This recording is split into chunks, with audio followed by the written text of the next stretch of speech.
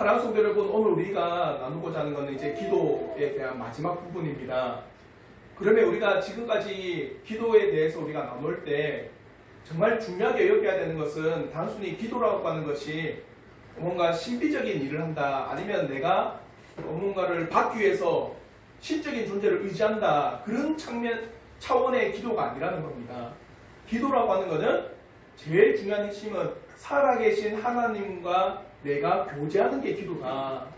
그러므로 내가 하나님 앞에 간절히 기도하는 자리에 나왔을 때 정말 하나님께서는 뭡니까? 나의 기도를 들으실 뿐만 아니라 살아계셔서 나에게 말씀하시고 그 말씀을 가지고 나는 또 어떻게 살아가야 될까? 이게 교제라는 거예요. 이게 깊은 기도라고 하는 것은 깊은 교제의 측면이 있습니다. 그와 더불어서 그러면 그 시대의 잘못된 기도는 이렇게 살아계신 하나님 앞에 기도하는 그게 아니라 누구에게 보이기 위한 기도였습니까? 사람에게 보이기 위한 기도였어요. 그리고 깊은 교제의 측면의 기도가 아니라 어떤 기도였냐면 중언부언하면서 자기가 과연 어떠한 기도를 하는지도 모른 채 단순히 내가 신에게 기도했다, 이걸로 그쳐버린 거예요. 그러니까 하나님 앞에 나온 기도도 아니고 그와 더불어 하나님과 깊은 교제의 기도도 아닌 그 기도의 모습을 보고 주님께서는 책망을 하신 겁니다. 기도는 그렇게 하는 것이 아니다. 그러면서 주님께서 기도에 대한 잘못들을 알려주신과 더불어서 어떻게 기도해야 될 것인지를 말씀하시는 겁니다. 그럼에 있어서 살아계신 하나님 앞에 나왔다. 그러면서 기도의 자세가 필요한 거예요. 뭡니까? 하늘에 계신 우리 아버지요. 이게 기도의 자세가 돼야 된다는 겁니다. 한마디로 하늘이라고 하면서 거룩하신 하나님의 그 경배, 경외, 숭한 마음을 우리가 가지고 나와야 돼요. 그게 기도뿐만 아니라 예배 자리도 마찬가지입니다. 이 예배 자리는 살아계신 하나님이 임하시는 예배 자리입니다. 그 거룩한 심령을 가지고 우리가 나가는 겁니다. 그와 더불어서 그렇게 우리가 거룩한 심령을 가진다고 할 때는 때로는 엄숙하고 두려울 수 있지만 아버지라는 겁니다. 아버지는 뭡니까? 교제적 측면에서 나의 기도를 들으심을 믿고 나오셔야 돼요. 또 아버지라는 측면에서 자녀에게 시선을 주시고 자녀의 목소리에 귀를 기울이시고 자녀가 무엇이 필요한지를 아시는 그분 앞에 내가 나왔습니다. 그래서 이 기도의 자세를 가지고 우리가 기도할 때 또 주님께서는 뭘 하시느냐? 기도의 내용을 말씀하시는 겁니다. 자요. 기도의 가장 중요한 측면이 살아계신 하나님 앞에 내가 나왔다라는 겁니다. 그러면 기도의 내용의 핵심도 그와 같아야 돼요. 하나님 중심적인 기도의 내용이 있어야 됩니다. 한마디로 나는 과연 어떤 존재냐? 그 거룩하신 하나님 앞에 섰을 때 내가 과연 어떠한 존재로서 내가 나가야 되는가? 그러면은 하나님의 이름 앞에 내가 있는 것이요, 하나님의 나라 앞에 내가 있는 것이요, 하나님의 뜻 안에 내가 있는 것임을 철저히 깨달아야 돼요. 하나님의 중심 사상을 가지고 내가 기도하는 겁니다. 아시겠죠? 그래서 기도의 내용이 뭐냐? 하나님께서 나를 지금 세우셨는데 과연 내가 하나님 앞에 서 있을 때 하나님의 이름과 나라와 뜻으로 해서 내가 어떻게 행하겠습니까? 하나님의 나라와 이름과 뜻 안에서 내가 어떤 삶의 자세를 가져야 되겠습니까? 그러면 말씀과도 우리에게 말씀하시겠죠. 그러면 그 말씀을 듣고 내 삶을 어떻게 해요? 바꿔나가는 겁니다. 그게 교제잖아요. 말씀하시고 내가 반응한다. 그래서 제 기도의 첫 번째 내용은 뭐냐? 하나님 중심 가운데 내가 기도하는 겁니다. 그럴 때 우리에게 더하여 준 일용할 양식들이 안전한 거예요. 생각해 보십시오. 하나님 중심 없이 우리에게 더하신 모든 것들은요, 거의 대부분이 하나님 안에서 사용되는 게 아니라 우리의 쾌락, 우리의 즐거움, 우리의 욕심, 우리의 탐심, 우리의 탐욕, 이런 거 다 사용되어지는 거예요. 그러니까 하나님 중심의 놀라운 사상이 우리에게 못 박히고 그 가운데 우리에게 더하신 일용할 양식을 가지고 뭘 위해서 하나님의 이름과 나라와 뜻으로 해서 사용되는 겁니다. 그래서 이 기도의 순수가 있는 거예요. 그러기 위해서 오늘이라고 표현합니다. 맞죠? 그건 뭐냐면 매일매일 하나님을 의지하라는 거예요. 매일매일 하나님 앞에 기도해야 될 의무가 있는 거고 매일매일 하나님 앞에 나와서 우리의 필요를 간구해야 될 필요가 있는 겁니다. 그리고 일용할 양식이랄 때 우리가 나눴던 것처럼 뭡니까? 일용할 양식이 단순히 물질적인 것뿐만 아닙니다. 물질적인 것뿐만 아니라 비물질적인 것. 때로는 뭐 나라의 평화도 있을 수 있죠. 때로는 어떤 일을 함에 있어서 내게 지식이 있어야 돼요.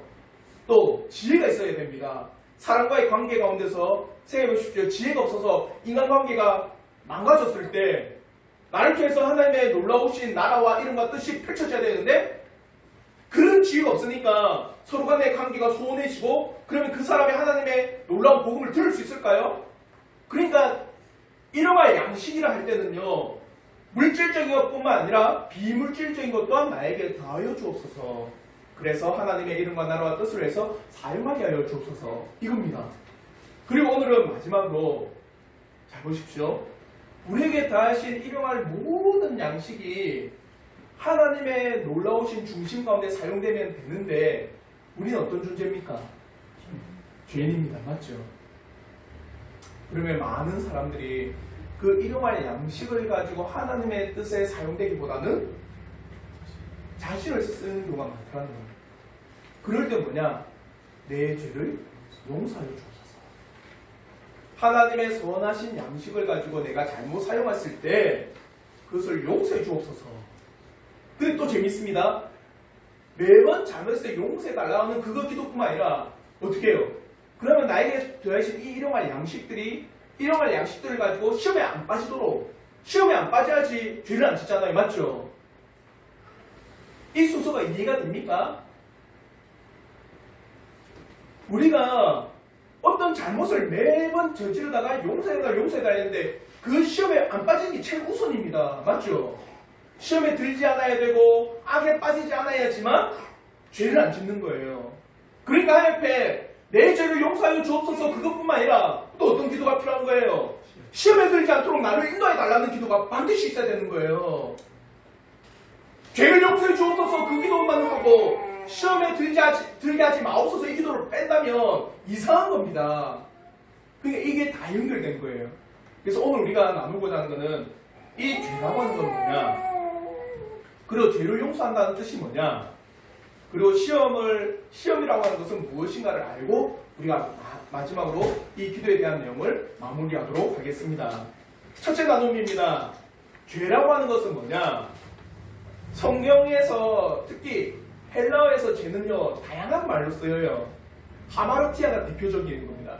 하마르티아는 여러분 아마 많이 들어보셨을 겁니다. 목사님들이 죄라고 하면 거의 대부분이 하마르티아만 이야기해요. 뭡니까? 관역을 벗어났다. 표적을 벗어났다. 그러니까 한마디로 말씀의 표적이 있는데 이 말씀의 표적에서 벗어난 걸 뭐라고 합니까? 죄, 하마르티아라고 합니다. 또 아디키아라고도 해요. 아디키아는 뭐냐? 바르지 못한 것이 죄라고 이야기해요. 그와 더불어서 파라바시스라고도 합니다. 그건 뭐냐? 바른 길을 벗어났다. 또 파라토마라고 하거든요. 이거 뭐냐? 발을 헛디뎠다. 이게 다 죄라는 표현이에요. 근데 오늘 우리가 이 말씀에서 일용할 양식 다음에서 오는 이 죄를 용서하여 주옵소서 이 죄는요 또 다른 거예요. 영어로 보면 debt라고 되어 있습니다. 그리고 나에게 빚진 자 그걸 debtor라고 합니다. 한마디로 여기서 말하는 죄라고 하는 것은 빚이에요. 빚. 그래서 헬라어로도 이야기할 때 오페 일레마라고 하면서 부채라고도 이야기합니다. 잘 보십시오. 왜 오늘 이 본문에서는 죄라고 하는 이 부분을 데트, 오페 일레마, 부채라는 표현을 썼을까? 이겁니다. 여러분에게 일용할 양식을 주셨어요. 맞죠? 그러면 잘 보십시오.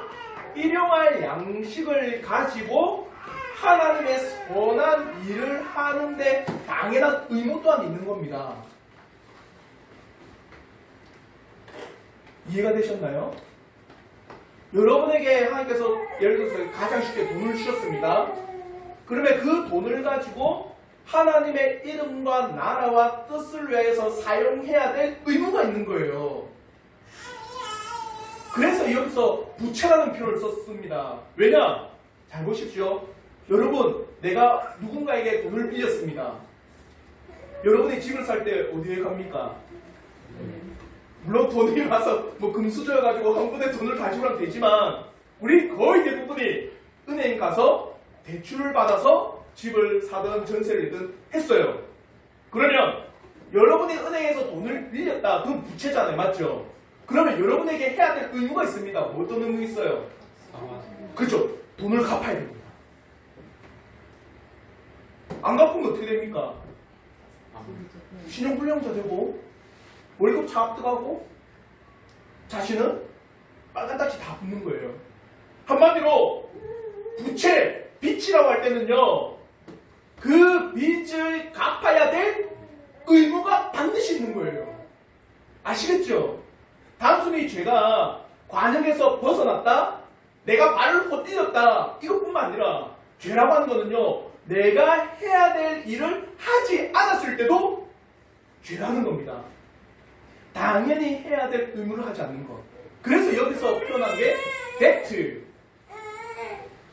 오페일레마, 빚이라는 이 단어를 쓴 거예요. 하나님께서는 여러분에게 일용할 양식을 주셨어요. 그 일용할 양식을 가지고 우리에게는요, 하나님의 이름과 나라와 뜻을 위해서 반드시 사용해야 될 의무가 있는데 그 의무를 하지 않았을 때는 우리는 하나님 앞에 뭘 했던 거라? 죄를 지은 거예요. 그래서 여기서 오페일레마, 빚이라는 단어를 쓴 겁니다. 그래서 죄라고 할 때는요, 바르게 사용하지 않는 것도 죄입니다. 그리고 당연히 해야 될 의무도 하지 않는 것도 죄입니다. 근데 재밌는 게 있어요. 잘 보십시오. 우리가 죄에 대해서 깊이 슬퍼할 때는요, 거의 대부분이 범죄를 저질렀을 때 죄에 대해서 슬퍼합니다. 근데 당연히 해야 될 것을 하지 않았을 때는 대부분이 슬퍼하지 않습니다. 이 말이 뭐냐? 우리가 법을 어겼을 때는 당연히 수치스러워해요. 살인을 저질렀든 아니면 경범죄를 저질렀든 경찰한테 잡히면 수치스러워합니다. 맞죠? 근데 다르게 내가 어떤 일을 해야 되는데 의무가 있는데 그 의무를 하지 않으면요, 어떤 사람도 잘 수치감을 느끼지 않아요. 왜 그런지 아십니까? 해야 할 일을 하지 않았을 때 우리가요, 대수롭지 않게 여기기 때문입니다. 그 일이 별로 대수롭지 않고 그 일을 하지 않는다고 해서 나에게 큰 위기나 어려움이나 큰 위협이 다가오지 않는다고 생각하는 거예요. 예를 들어서 이겁니다. 여러분은 신자잖아요. 맞죠? 신자 맞으신가요? 신자로서 당연히 해야 될 의무가 있습니다. 뭐가 있습니까?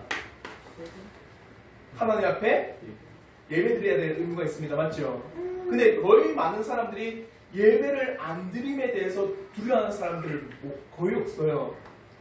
이번 주 못 드리면 다음 주 드리면 되지라는 생각을 많이 가지고 있습니다. 그러면 예배가 하나님 앞에 당연히 해야 될 의무인데도 불구하고 우리가 이 예배에 대해서 어떻게 해요? 때로는 소홀히 하고 때로는 그 예배에 대해서 별로 마음이 안 쓰이는 건 뭡니까? 예배를 안 드려도 나에게 어떤 일도 발생하지 않다고 생각하기 때문입니다. 이해가 되시나요? 다른 말로 예배를 안 드리는데 그 순간에 하나님께서 예배 안 드리는 그 모든 사람들에게 벌을 직접적으로 바로 내리신다. 어떤 사람이 예배 안 드릴까요? 예배 안 드리는 순간에 가다가 이러면 안 되지만 교통사고 나서 어디 한쪽이 부러졌다.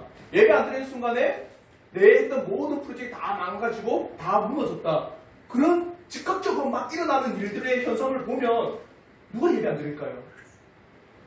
다 드리겠죠. 맞죠? 그 예배라는 의무를 다 합니다. 그런데 많은 사람들이 자신이 해야 될 일을 하지 않았을 때 왜 그에 대해서 별로 경각심을 못 느끼냐? 대수롭지 않게 여기기 뿐만 아니라 나에게 직접적으로 그에 대한 영향이 없다고 생각하기 때문입니다. 근데 성경에서 뭐냐? 그것 또한 하나님 앞에 뭐라고 합니까? 죄라고 합니다. 아시겠죠? 빚입니다.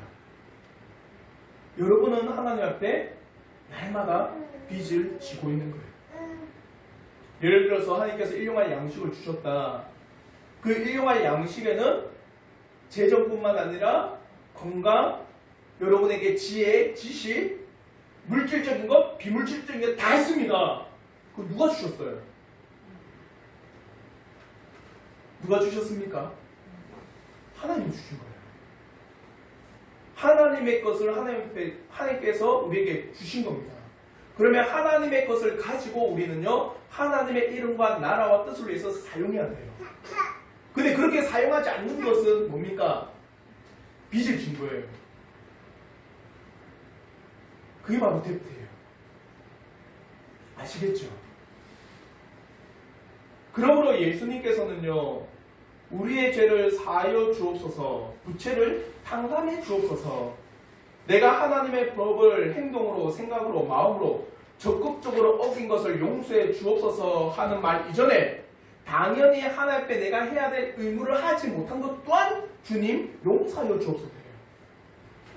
하나님께서 나에게 더하신 일용할 양식을 가지고 매일매일 하나님의 그 나라와 이름과 뜻을 위해서 써야 되는데 불구하고 그러지 못한 내 모습을 용서하여 주옵소서, 이 말입니다. 아시겠죠? 그게 죄라는 의미예요. 그러면 두 번째, 용서하여 주옵소서. 그러면 우리는 이 용서라고 하는 이 단어도 빚이라고 하는 개념을 딱 써서 봤을 때는 어떤 의미가 있어야 돼요? 빚을 탕감해 주는 겁니다. 그래서 여기서 말하는 용서도 탕감의 개념이에요. 그러면 탕감이라고 하면 어떤 의미가 있을까요? 탕감. 여러분이 빚졌습니다. 그러면 뭘 씁니까? 차용증을 쓰겠죠? 그러면 그 차용증을 어떻게 하는 거예요? 찢어버리는 거예요. 흔적이 남을까요? 안 남을까요? 안 남습니다. 전산에 기록되어 있습니다. 전산도 다 지우는 겁니다. 하드웨어를 어떻게 해요? 포맷을 시키는 거예요. 어디에도 나의 빚이 기록이 되어 있다 없다? 없어요. 그게 탕감입니다. 그러므로 이사야 64장 9절에는요, 너무나도 잘 기록해 놨어요. 이사야 64장 9절의 말씀 우리 한번 다 같이 한번 읽어보겠습니다. 시작. 여호와여 과히 분노하지 마옵시며 죄악을 영영히 기억하지 마옵소서. 구하오니 보시옵소서, 보시옵소서. 우리는 다 주의 백성입니다. 이거예요. 영영히 기억하지 마옵소서. 영영히 다 잊어주옵소서. 영영히 다 그것을 사라지게 해주옵소서. 이거예요. 그리고 이사야 38장 17절은요, 더 정확하게 말합니다. 우리 한번 이사야 38장 17절의 말씀 우리 한번 다 같이 한번 읽겠습니다. 시작. 구옵소서. 내게 큰 고통을 가하신 것은 내게 평안을 주려 하시리라. 주께서 내 영혼을 사랑하사 멸망의 구덩이에서 건지셨고 내 모든 죄를 주의 등 뒤에 던지셨나이다. 이거예요. 등 위로 던졌다는 거예요. 본다는 거예요? 안 본다는 거예요? 안 본다는 거예요. 그게 탕감이라는 거예요. 한마디로 말해서 여러분이 매일매일 일용할 양식을 가지고 주의 이름과 나라와 뜻을 위해서 사용되는데 그렇게 참 힘듭니다. 때로는 내 즐거움을 위해서, 때로는 내 쾌락과 내 정욕을 위해서 쓸 때도 있어요. 그렇게 썼을 때 하나님 앞에 우리는요, 죄송스러운 마음을 가지는 거예요. 아, 하나님의 것을 저를 위해서 썼습니다. 정말 죄송합니다. 그러므로 내 이 빚을 탕감해 주옵소서. 다 잊어 주옵소서. 사랑하는 성도 여러분, 그러면 하나님께서는요, 그 모든 죄를 등 뒤로 던지십니다. 자녀의 그 모든 빚들을 어떻게 해요? 기억하지 않는 거예요. 사람과는 다릅니다. 사람들은 어때요? 나에게 잘못한 사람이 있다면 고씹고 고씹어서 되새김질까지 해요. 그래서 나에게 잘못한 그 사람들을 생각해서 결코 잊지 않으리라 하면서 나에게 잘못한 사람들에 대해서 마음 깊이 새깁니다. 근데 하나님은 아니에요. 우리가 진실로 회개할 때 우리의 잘못을 어떻게 해요? 등 뒤로 던지시고 영영히 기억하지 않아요. 모든 것을 다 탕감해 주십니다. 찢어버리세요. 그게 바로 이 기도의 제목입니다. 근데 또 재밌는 게 있습니다. 우리가 하나님 앞에 빚진 것을 탕감해 주옵소서. 그것뿐만 아니라 앞에는 뭐가 있어요? 우리가 우리에게 빚진 자를 내가 탕감해 준 것 같이 하나님께서 나의 빚을 탕감해 주옵소서. 그러니까 우리가 기도하기에 앞서서 내가 나에게 빚진 자를 탕감하는 걸 먼저 딱 이야기를 해요. 근데 많은 사람들이 이것을 이야기할 때 뭐냐면 give and take를 합니다. 하나님, 내가 이랬으니까 당신께서도 이렇게 해야 됩니다. 그런 의미일까요? 아니에요. 이걸 이해할 때는요, 뭘 봐야 되느냐? 1만 달란트 빚진 자를 보셔야 됩니다. 1만 달란트 빚진 자 아시죠? 1만 달란트는 우리가 갚을 수 없는 돈입니다. 그 1만 달란트 빚진 자에게 그 빚을 뭡니까? 갚을 수 있는 유일한 길은 주인이 그 빚을 탕감해 주는 겁니다. 그다음에 그 1만 달란트 빚진 자가 그 탕감을 받았어요. 그래서 마태복음 18장 27절에 이렇게 말씀합니다. 그 종의 주인이 불쌍히 여겨 놓아 보내며 그 빚을 탕감하여 주었더니 빚을 탕감해 줬습니다. 맞죠? 그러면 1만 달란트 빚진 자가 그 빚을 탕감받았으면 어떻게 돼요? 자유죠. 맞죠? 자유로움과 더불어서 자신에게 빚진 자도 자기는 어떻게 해야 됩니까? 탕감해 줘야 돼요. 그게 합당한 감사의 마음입니다. 근데 이 1만 달란트 빚진 자 어떻게 했습니까? 자기에게 100데나리오 빚진 자를 감옥에 쳐넣어요. 그러니까 마태복음 18장 31절과 33절에 이렇게 말씀합니다. 우리 한번 마태복음 18장 31절과 33절의 말씀 우리 한번 다 같이 한번 읽겠습니다. 시작. 그 동료들이 그것을 보고 몹시 딱하게 여겨 주인에게 가서 그 일을 다 알리니 이에 주인이 그를 불러다가 말하되 악한 종아, 내가 믿기에 내가 내 빚을 전부 탕감하여 주었거늘 내가 너를 불쌍히 여긴 것 같이 너도 내 동료를 불쌍히 여김이 마땅하지 아니하냐 하고 1만 달란트 빚진 자가 탕감을 받았을 땐 그도 동일하게 자기에게 빚진 자에 대해서는 어떻게 해요? 용서하는 마음, 그를 긍휼히 여기는 마음, 그에 대한 자비의 마음이 있어야 되는 겁니다. 근데 이 1만 달란트 빚진 자는요, 그 마음이 없는 거예요. 용서함 받은 것과 더불어서 자기도 감사하는 마음이 있어야 되는데 그게 없어요. 한마디로 오늘 이 기도의 제목이 뭐냐? 하나님께서 내 빚을 탕감해 줬다면 너희 또한 어떻게 해라? 네 형제, 자매, 이웃이 너에게 잘못한 것이 있다면 그의 빚을 어떻게 해라? 탕감해 주라. 이게 당연한 도리라는 거예요. 이게 당연한 도리예요.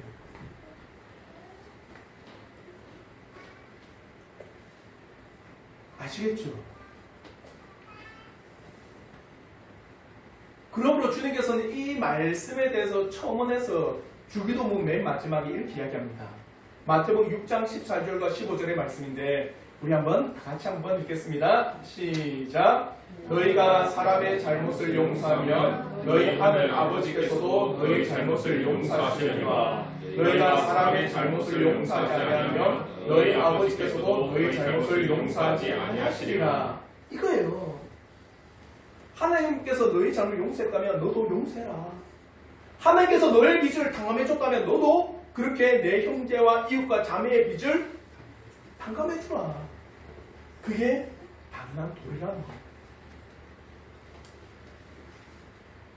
그럼 이 기도는 언제 해야 될까요? 이 기도는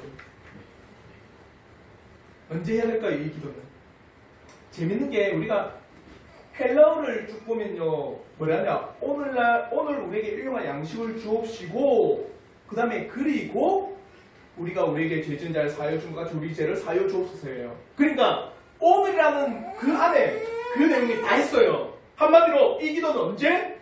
매일매일 해야 되는 거예요. 왜? 우리는 매일매일 하나님의 것을 가지고 쓰잖아요. 여러분은 매일매일 하나님의 것을 가지고 쓰고 있는 겁니다. 하나님께서 여러분에게 생명을 주셨잖아요. 맞죠? 그러면 여러분의 생명 또한 하나님의 것을 가지고 사용하고 있는 거예요. 여러분에게 주신 양식 있잖아요. 하나님이 주신데 그걸 가지고 사용하고 있는 겁니다. 매일매일 그걸 쓰지 않습니까? 그러면 이 기도는요. 하나님 앞에 매일매일 해야 돼요.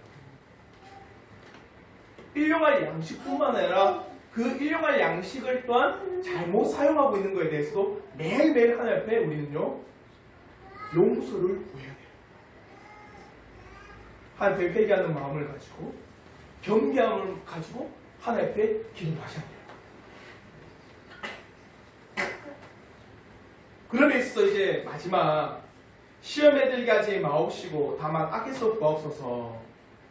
제가 서론에서 말했던 것처럼 생각해 보십시오.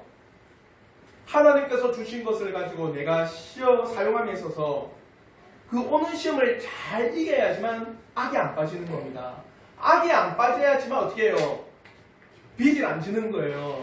그러니까 빚을 탕감해 주옵소서 그 기도와 더불어서 함께 해야 될 기도가 뭐냐? 시험에 들게 하지 마시고 악에서 구하옵소서 기도를 반드시 해야 됩니다. 왜냐? 요한복음 17장 15절에서 주님께서도 그렇게 기도하셨어요. 우리 한번 요한복음 17장 15절의 말씀 우리 한번 다 같이 한번 읽겠습니다. 시작. 내가 비옵는 것은 그들을 세상에서 데려가시기를 위함이요 다만 악에 빠지지 않게 보존하시기를 위함이니이다. 이거예요. 주님께서는 승천하십니다. 주님은요 지금 하늘에 계십니다. 하나님 보좌 우편에 앉아 계세요. 그러면 이 땅에 남아있는 사람은 누굽니까? 그렇죠, 우리들이에요. 제자들이 남아있어요. 그러면 제자들은 이 세상을 살아가는 겁니다. 그러면 이 세상에 살아감에 있어서 제자들이 당연히 받는 게 뭘까요? 시험이에요. 이 땅에 있는 것을 가지고 끊임없는 시험이 우리 앞에 놓여져 있는 겁니다. 끊임없이 우리는요, 이 땅에 살아감에 있어서 하나님 앞에 선하게 살면 되지만 그렇게 매일매일 선하게 살 수 없는 게 우리의 모습입니다. 그게 늘 끊임없이 뭡니까? 하나님께서 더하신 것을 가지고 시험에 빠지는 게 우리예요. 예를 들어 드릴게요. 하나님께서 여러분에게 많은 재정을 주셨습니다. 그러면 그걸 가지고 와, 나는 이제 쓸 것 많네. 시험에 안 될까요? 시험에 안 될까요? 전 들 것 같아요. 생각해 보십시오. 그 돈을 가지고 하나님의 교회를 세우고 내 이웃과 내 자매를 위해서 그런 사람 많이 없습니다. 그거보다는 어떻게 해요? 오늘 어떤 옷 사지? 집은? 차는? 거의 대부분이에요. 그러니까 이 땅에 하나님께서 더하신 것을 가지고 우리는요 세상을 살아가야 됩니다. 그러니까 빠지는 게 어딥니까? 시험이에요. 사탄의 유혹과 세상의 유혹과 죄의 욕심과 이생의 자랑과 우리 육신의 즐거움과 쾌락에 늘 시험 앞에 있는 겁니다. 우리는요. 그게 때로는 물질적인 것이든 때로는 지혜와 지식이든 때로는 수많은 것들을 가지고 우리 이 땅에서 시험에 빠지는 경우가 허다하다는 거예요. 그러니까 이 기도를 하지 않고서는요 우리는요 하나님 앞에 언제든 설 수 있다 못 선다? 설 수 없어요. 그래야 하나님 앞에 우리는 이 기도를 하는 겁니다. 세상의 시험은요 끊임없이 땅의 것을 추구하라 합니다. 그게 세상의 시험이에요. 그러므로 요한일서 2장 16절에는요 우리에게 너무나도 정확하게 이 시험에 대해서 말씀하고 있습니다. 우리 한번 요한일서 2장 16절의 말씀 우리 한번 다 같이 한번 읽어보도록 하겠습니다. 다 함께 읽겠습니다. 시작. 이는 세상에 있는 모든 것이 육신의 정욕과 한복의 정욕과 이생의 자랑이니 다 아버지께로 쫓아온 것이 아니요 세상으로 쫓아온 것이라. 이거예요. 보십시오. 많은 사람들이 내게 쓸 수 없는 아니면 써도 써도 있는 돈이 있다며 많은 사람들이 하나님의 영광과 나라와 뜻을 위해서는요 거의 이 생각에 쓸 수 있지만 자신을 위해서는요 정말 아낌없이 쓰는 게 사람의 욕심입니다. 제가 어떤 분의 이야기 들었는데 그분이 최고급 자동차를 샀습니다. 벤츠 S 클래스인가? 그게 최고급 한 대가 2억 5천 원 했대요. 차가. 그 차를 산 이유가 뭔지 아십니까? 제가 깜짝 놀랐어요. 그 차를 산 이유는 이 아파트 단지에서 나만 국산차를 탄다고, 내 혼자 국산차를 타서 창피하다고. 우리는 안 그럴 것 같아요. 이런 시험들이 끊임없이 우리에게 있는 거예요.